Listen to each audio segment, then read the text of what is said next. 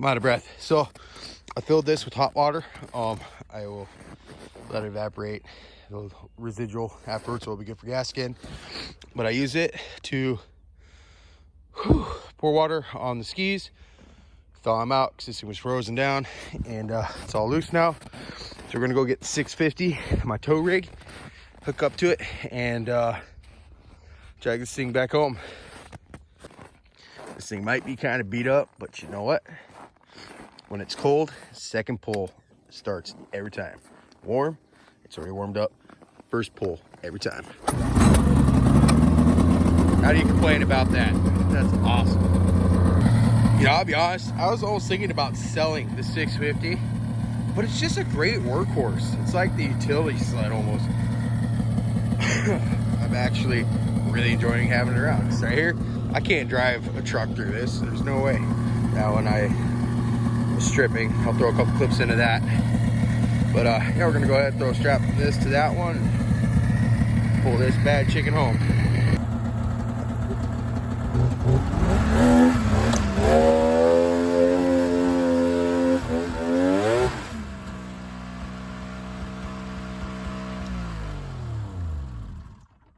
Did not work like I planned.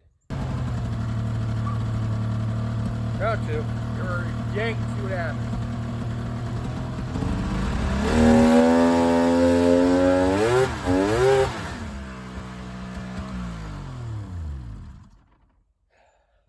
Still not happening.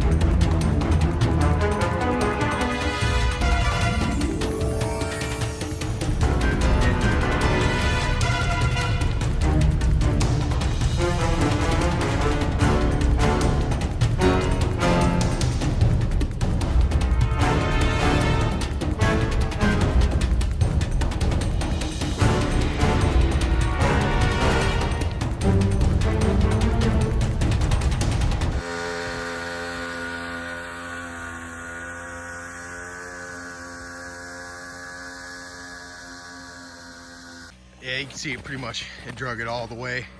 Got out to the street. I pretty much had to keep it at like half throttle. If I gave it any more, it would slip on the clutch or the belt. And trying not to ruin the belt, but whatever. We're gonna get this thing home and start tearing it down. Let the fun begin. I don't know. Amber thinks I'm crazy and I have an addiction to old sleds, specifically the old wedge. I think she's crazy. All right, boys. This old girl is back in the garage. Actually, I think it's the first time it's been in the garage. If you haven't been watching any of my old videos, this specific exact sled was mine back when I was a teenager, okay? It was like my second, I think, 98 XC700 I had. I got it when I was like 17, and when I was like 19, so I'm pretty sure it was 2009, I sold this sled. The summer it popped up for sale. I knew it was mine because it actually has a rear shot, and of course, the stickers and the hooks, whatever. It's my whole sled, right? There's no ifs, ands, or buts to it. Granted, it looks a lot worse now than it did back then. It was actually a pretty street sled when I had it. The hood was cracked or whatever, but it was decent. It's a little rough now, which makes it perfect for an ice race sled build. And we're doing this on like the ultimate budget. I bought this sled for $300. I bought a pre-studded track, brand new studs in it, with like a 5/8 slug, good for ice. $350. I bought USI ice skis for $200 with good carbides. So, and I already had shocks and I have a skid I'm gonna use, set it up, and everything ready. So basic math hurts my brain, but 300, 650, 850. That's all I got into this thing so far. Like, I got a nicer hood because it's got an XLT hood that came on it, which is trashed. It's not nice at all.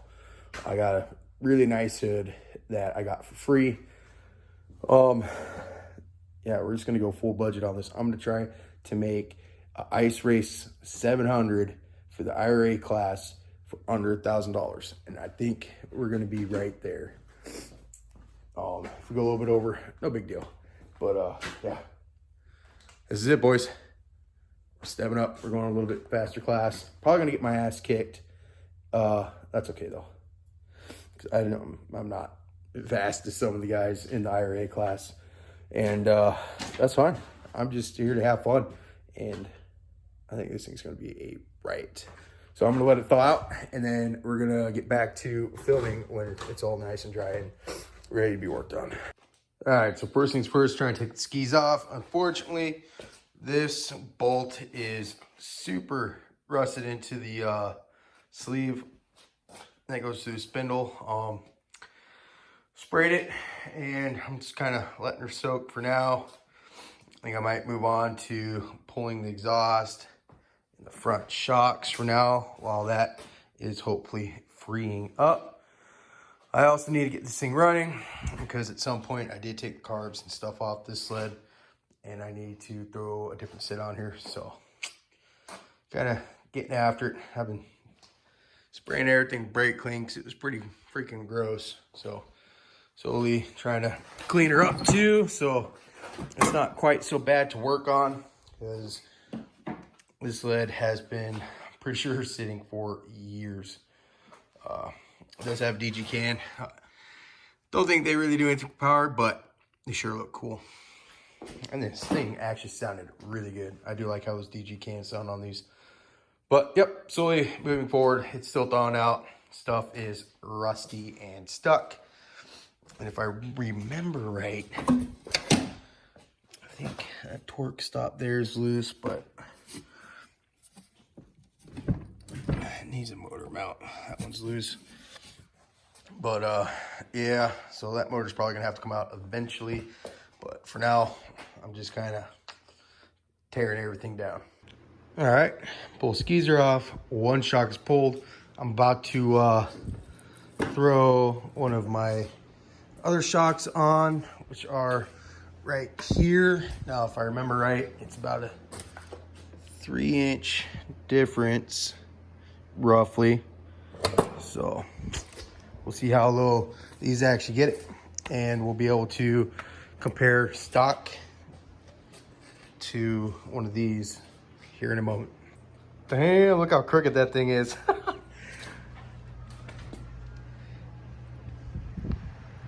A little bit of a difference there. It could be a little bit shorter, but you know what? Budget build. All right, there she is. That's as low as the front's gonna get. Considerably lower than stock. Not completely slammed, so it should still have a little bit of cushion. So that's cool. I guess I need to pull the rear skid out now and start. Pull the can, pull the chain case apart, pull the 136 off it, and holy moly, this is a lot of work to get done. Ideally, there is a big race on Sunday called the 500K. It's kilometers, whatever. It's like 310, 320 miles or some stuff like that. And it's on the lake right here by my house. So that'd be awesome if I got this time done in time to be able to race that. But I don't think I'm going to, just because it won't be a tested sled. I haven't rode it. I don't know how good it runs. I know it runs. I don't know how good though. And quite frankly, it's really expensive a race, and I don't know if financially if I should do it, because I mean, just to enter would be like $600, and then all the fuel to run basically wide open for 300 miles, and then pretty much hope that the sled lasts. So that's kind of one of those things you would want to do with a sled that's fresh and totally gone through, because there's like a $12,000 winnings. So yeah, that's one of those big money races, but I don't think I'm going to make it to that.